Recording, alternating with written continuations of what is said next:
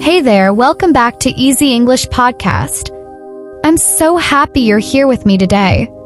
Today's episode is special because you'll get to practice speaking with me through a method called shadowing. Here's how it works. I'll tell you a story. You listen. Then you'll hear a short sentence, and you repeat after me like a shadow following my voice.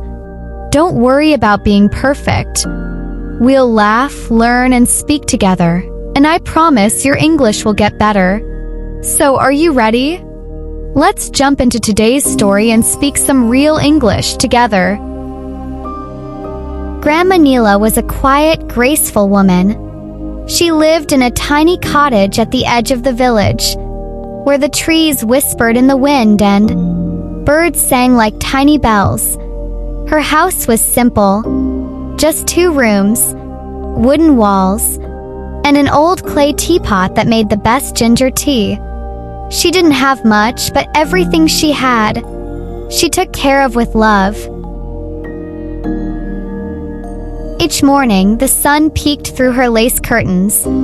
She wrapped a soft shawl around her shoulders, lit a stick of incense, and said a prayer of thanks for another new day.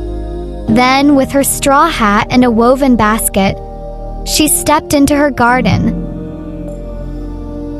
It wasn't big, but it was full of life.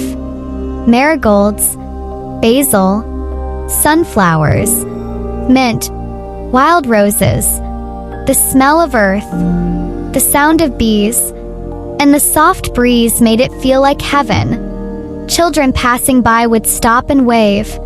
She always smiled back, sometimes handing them a small flower or a ripe tomato. "Thank you, Grandma Nila," they would shout. And she'd laugh, her wrinkles folding like petals. She had no television, no fancy clothes, no car, but she had stories, peace, and a heart full of warmth. One day, something strange happened. She was digging a little hole to plant some tulips when her trowel hit something hard. She brushed away the dirt slowly, and there it was, a small, heavy wooden box. Inside were gold coins, old and glowing in the sun. Her breath caught. Her hands trembled. "I can't believe this," she whispered. "Gold here."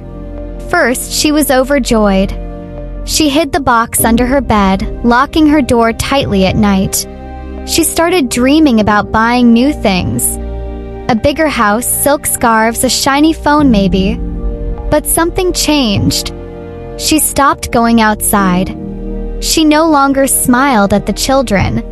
She stared at the box too often, counting the coins, afraid someone might take them. The garden? Dry. Forgotten.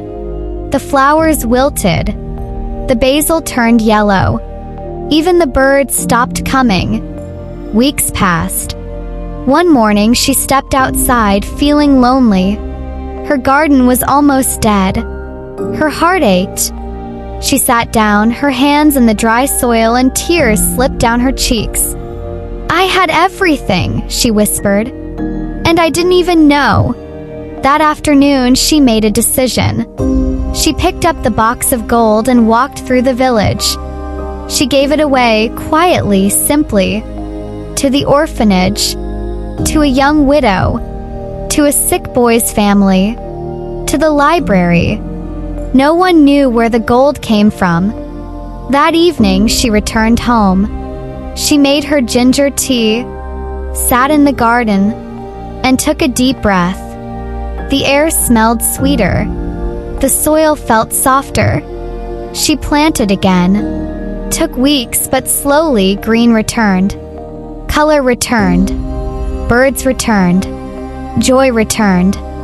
And Grandma Nila smiled again, not because she had gold, but because she had her garden, her peace, and her heart back. Thank you for listening and for staying with me until the end. Now it's your turn. If you're learning English, go back and listen to the story again. Pause where you need to. and try repeating some of the sentences out loud. Say them in your own way. Feel the words. The more you listen and repeat, the more natural it becomes. You don't need to memorize, just feel the rhythm and speak slowly with me. I'll see you in the next episode.